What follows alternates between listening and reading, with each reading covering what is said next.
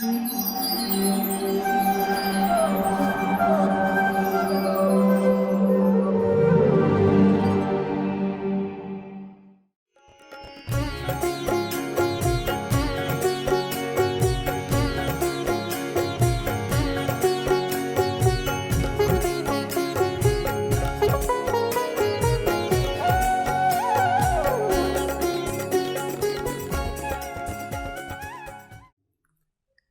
कृष्ण। तो अभी हमने देखा इस श्रृंखला में कैसे पूतना का वध भगवान ने किया और उसका उद्धार किया। तो शुकदेव गोस्वामी परीक्षित महाराज को बताए ये पूतना का वध का कथा, और फिर कहते हैं, परीक्षित महाराज कहते हैं शुकदेव गोस्वामी से कि हे प्रभु, ये कहते हैं येन अवतारेण भगवान हरिरीश्वरः करोति कर्णरम्यामि मनोज्ञानी च न प्रभो। कहते हैं कि अलग अलग कहते हैं येन अवतारेण, अलग अलग अवतार में भगवान प्रकट होते हैं और अनेकानेक लीलाएं करते हैं। इसको सुनने मात्र से क्या होता है, बोलते हैं लीला करते हैं, ये सुनना कितना मधुर है। कहाँ कहाँ के लिए मधुर है? जब ये भगवान की कथा हमारे कर्ण में, हमारे कान में पड़ती है तो बड़ी मधुर लगती है। अब देखिए, कभी भी हम कुछ सुनते हैं तो सिर्फ कान नहीं, अपना मन भी लगाते हैं, तो मन भी बड़ा सुंदर हो जाता है। एक आनंद का अनुभव होता है मन में भगवान की कथा सुनने से। फिर कहते हैं कि यश शृण्वतो अपति अरतिर्वित्सर्णा सत्वं च शुद्धयति अरिचेन पुंसः भक्तिर्हरौ तत्पुरुषे च साख्यम तदेव हारम वद मन्यसे चेत। इसीलिए हमारा जो श्रवण के प्रति है वो आसक्ति बढ़ानी चाहिए। आपने देखा कि आप जब चलते हैं तो थक जाते हैं, काम करते हैं तो शरीर थकता है, ज़्यादा देर हम कुछ देखते हैं टीवी वगैरह तो आँख थकती है, ज़बान थकती है बोलते बोलते, लेकिन कान कभी नहीं थकते। भगवान ने कानों की ऐसी क्षमता दी, कभी थकते नहीं। आप नहीं बोलेंगे मेरे कान थक गए, दर्द हो रहा है। वो बीमार है व्यक्ति, वो अलग बात है, किसी को कान में कुछ हो गया, नहीं तो कान थकते नहीं। तो भगवान ने ये कान दिए हैं श्रवण करने के, अपनी कथाओं का श्रवण करने के लिए। तो परीक्षित महाराज कह रहे हैं, प्रभु अगर आपको लगता है मैं योग्य हूं तो कृपा करके और सुनाइए, भगवान की और कथाओं को सुनाइए। कहते हैं कि भगवान ने जो ये मनुष्य लीला की, मनुष्य बन के जो लीला की पूतना वध क्यों होने के बाद, पूतना वध तो भगवान सिर्फ 6 दिन के थे, तो उसके बाद की भी लीलाएं बताइए, है ना। इतने साल भगवान रहे तो अभी यहाँ से अलग अलग लीलाएं बताना प्रारंभ करेंगे। अभी तो जन्म की लीला हुई, जन्म के बाद भगवान को गोकुल लाए जाने की लीला हुई। वसुदेव जी मथुरा से यमुना पार करा के और गोकुल में ले आए। फिर ये पूतना वध हुआ, बोलते हैं और सुनाइए। तो शुकदेव गोस्वामी बताते हैं एक बड़ी सुंदर कथा, बोलते हैं कदाचित अवथानिका कौतुका प्लवे। कहते हैं कदाचित, एक बार ऐसा हुआ। कि कब हुआ? भगवान जिस दिन 100 दिन के हुए। हमको लगता है कि संसार में आजकल लोग मनाते हैं ना, एक प्रेमी प्रेमिका से मिलता है, हमको मिले हुए 1 महीना हो गया, चलो फेस्टिवल करते हैं।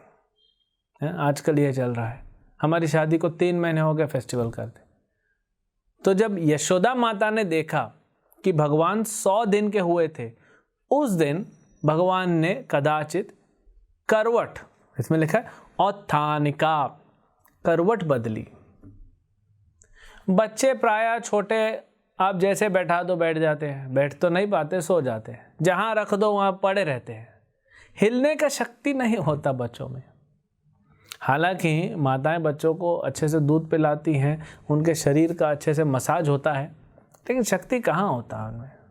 वो थोड़ा भी इधर से उधर नहीं हिल सकते, थोड़ा हाथ पैर हिला लेंगे बस, और कुछ नहीं कर पाते। जब भगवान 100 दिन के हुए तो भगवान ने करवट बदली, मतलब ऐसे थोड़ा साइड में हो गए। तो माता यशोदा की नजर पड़ गई। माता यशोदा देखी, अरे हमारा बेटा तो बड़ा हो गया है और उसके शरीर में शक्ति है, ये तो बड़ी सुखदायक एक खबर है। तो तुरंत ब्राह्मणों को बुलाया और एक उत्सव की तैयारी किया। ऐसा नहीं कि यशोदा ने नंद बाबा को फोन किया कि महाराज आ जाइए, आज चलते होटल में खाने के लिए, हमारा लाला 100 दिन का हो गया, उसके शक्ति आ गई, चलो होटल में जाएंगे। नहीं, ये आजकल के उत्सव हो गए। उत्सव, सव मतलब दुख, उत्सव जो उस दुख से उठा दे ऊपर, उसको उत्सव कहते हैं। तो भगवान 100 दिन के हुए, यहां पे उत्सव का आयोजन किया।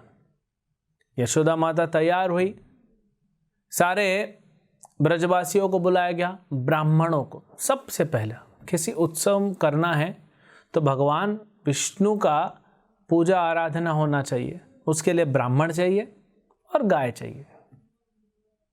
तो ब्राह्मणों को बुलाया, अलग अलग ब्राह्मणों ने वहाँ पे एकत्रित हुए। फिर कहते हैं कि वो जो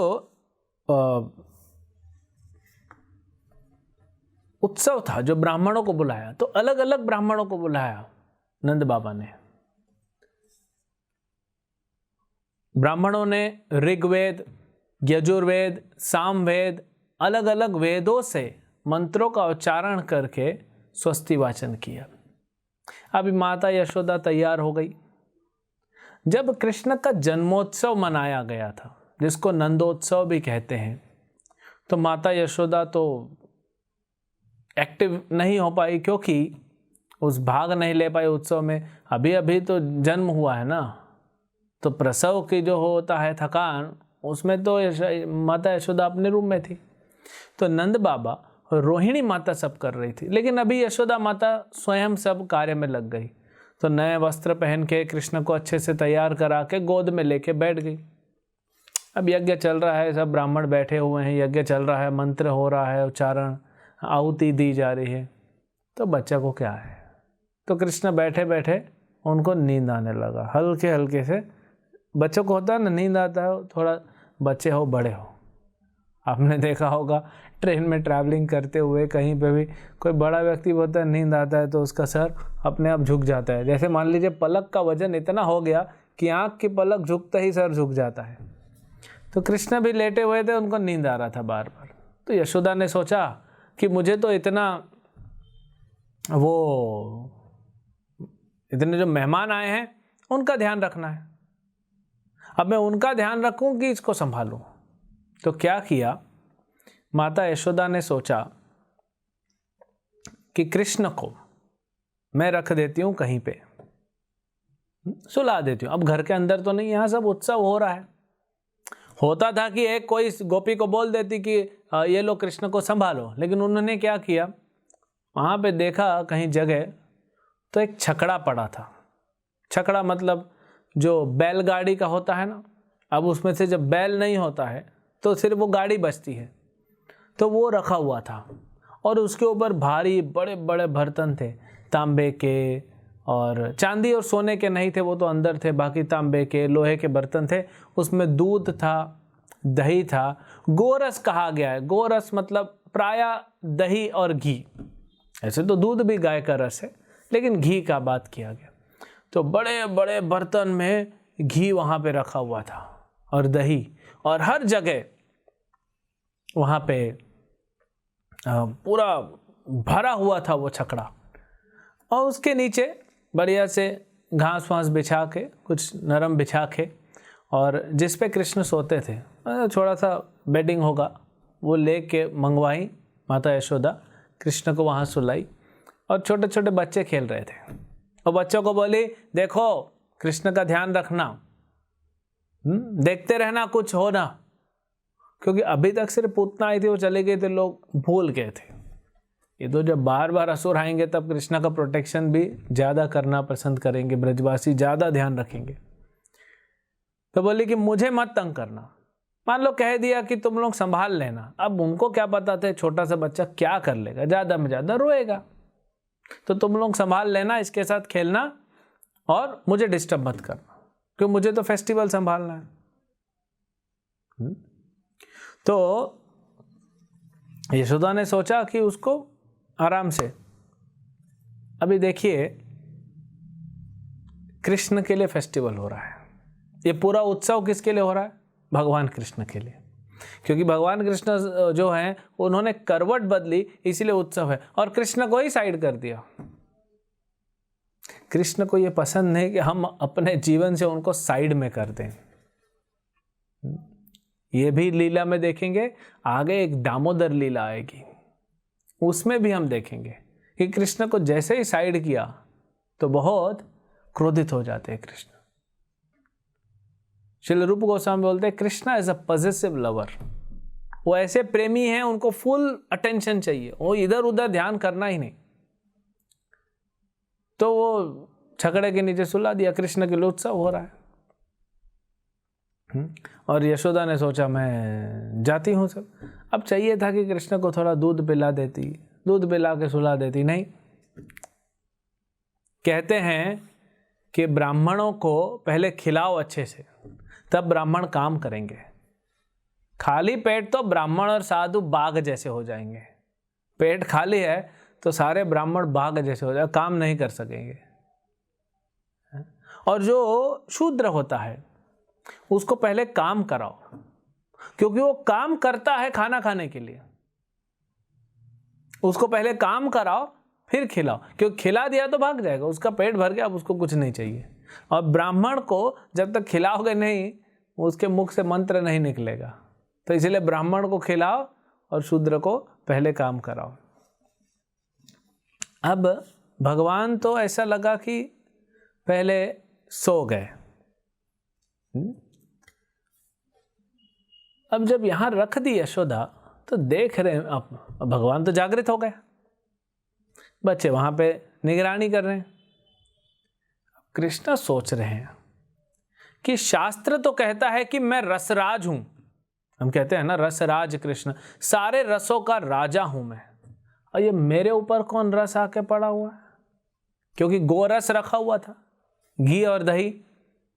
गो मतलब इंद्रियां, गो मतलब गाय भी होता है, गो मतलब इंद्रियां भी होती हैं। ये इंद्रियों का रस, अच्छा पहले तो बोलते हैं कि मैं तो सारे रसों का राजा हूं, ये मेरे ऊपर कौन आके रस पड़ा है? फिर कहते हैं कि वो भी गोरस, इंद्रियों का रस। अरे जहां मैं आ गया, इंद्रियों का क्या काम है? इंद्रियों को और क्या चाहिए? आंखों को भगवान का सुंदर दर्शन, कानों को भगवान की मधुर कथा, और मुंह में भगवान का कीर्तन हो, जबान पे भगवान का प्रसाद हो, यही तो चाहिए इंद्रियों को। तो ये इंद्रियों का रस मेरे ऊपर पड़ा है, तो भगवान को ये अच्छा नहीं लगा। अब पहले तो भगवान क्या किए? रोना चालू किए।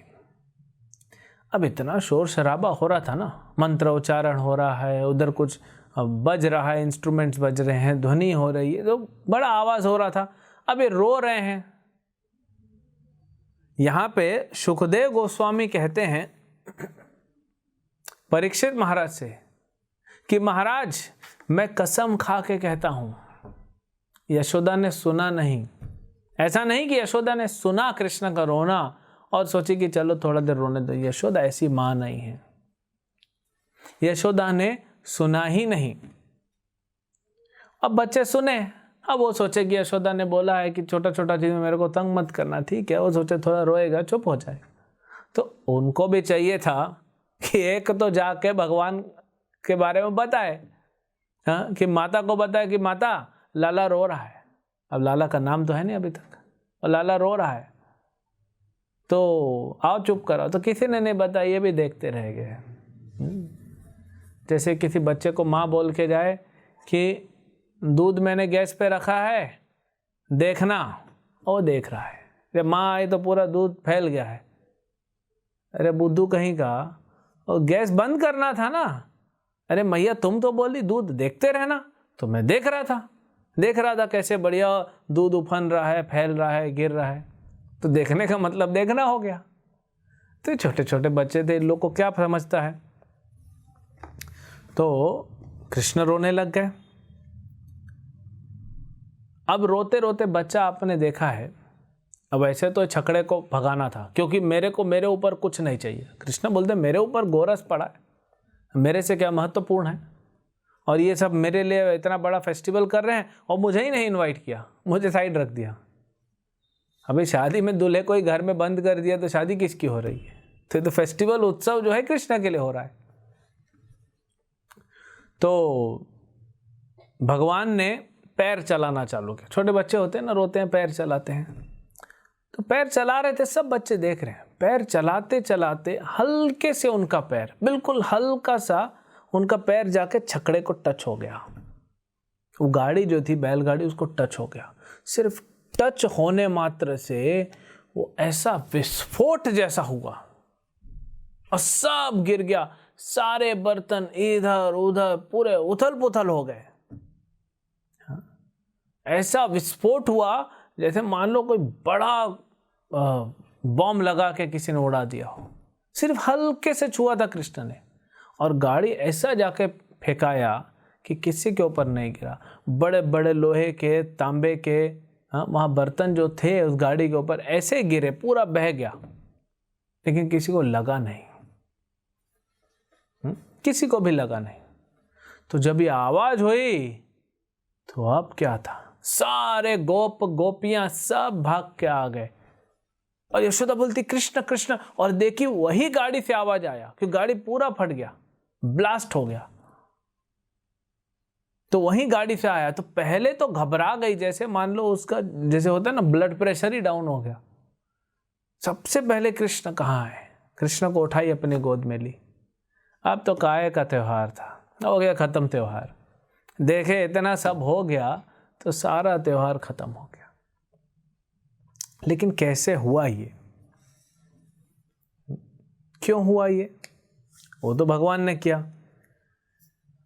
कैसे हुआ, तो सब सोच रहे हैं अरे ये कैसे हुआ। अभी कुछ दिन समय, 3 महीना ही हुआ, अभी 3 महीना पहले पूतना आई थी, ये बच्चे को लेकर के, बच्चा वहां से बच गया, आज ये छकड़े के नीचे रखा हुआ है, छकड़ा पूरा विस्फोट हो गया, और बच्चा देखो फिर बच गया। भगवान नारायण की कृपा से बच्चा बच गया है। लेकिन कैसे हुआ, तो सब इंक्वायरी कर रहे हैं, आखिर होगा ना। और ये बात तो आप जानते हैं कि जब भी कुछ होता है तो हर व्यक्ति सोचता है कि मैं सीबीआई एजेंट हूं, और ऐसा इंक्वायरी करता है, खुद पूरा देखता है, हर कोई अपनी बुद्धि लगाता है। अभी बेचारे गोप हैं, गाय जैसे है, ग्वाले है, गाय के साथ रह रहे के गाय हो जाते।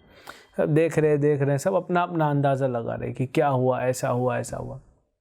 बच्चों से पूछे, किसी ने कहा यहाँ कोई था क्या, हाँ ये थे ना, बच्चे खड़े थे, इधर आओ।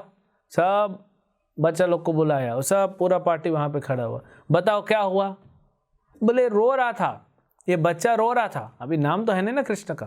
बोले बच्चा रो रहा था, और रोते रोते इसका पैर जो है उस गाड़ी को टच हुआ, और पूरा गाड़ी ऐसे फेंक दिया। सब गोप बोले चुप कर मूर्ख कहीं का, ऐसा होता है। एक छोटा सा बच्चा है जिसका वजन रुई के समान है, वो गाड़ी को छुएगा, और इतना सारा वजन, हजारों किलो इसके ऊपर रखा हुआ बड़ा बड़ा घी का डब्बा, और पूरा फेंका जाएगा।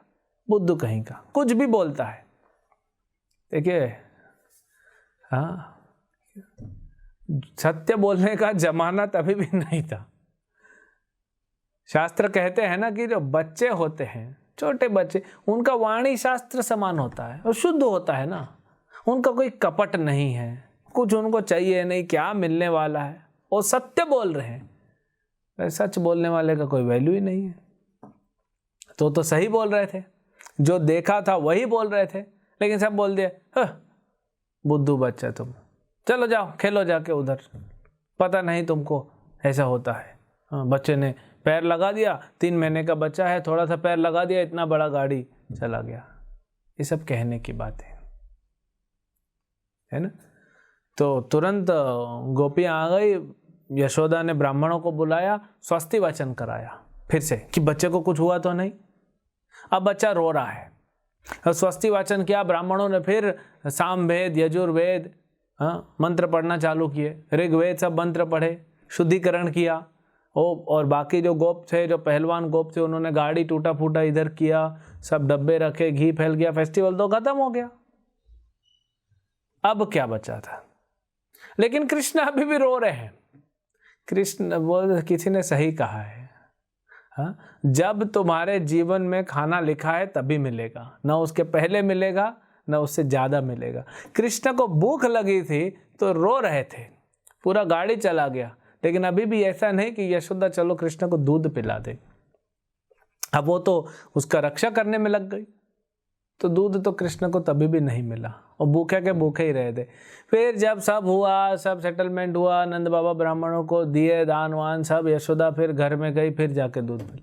कृष्ण बोले अरे बाप रे, इतना सारा नाटक किया, ये छकड़े को भगाया और क्या मिला मुझे? फिर रुकना ही पड़ा, दूध नहीं मिला। तो ये छकड़ा क्या था? ये सकटासुर, एक असुर था जो छकड़े के रूप में आया था, उसमें बैठा हुआ था। ये कृष्ण को, कृष्ण ने देख लिया, कृष्ण तो पहचान गए ये तो असुर है। हाँ, और मेरा ब्रज में असुर क्या कर रहा है?